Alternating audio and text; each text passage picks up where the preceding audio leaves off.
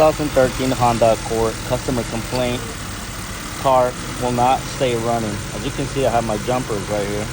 Take out the battery, it dies right away. So we're gonna hook up voltage tester. Red on the red, black on the black. As you can see, I have my battery for my truck,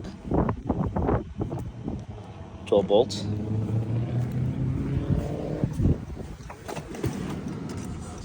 And go ahead and start. No battery light.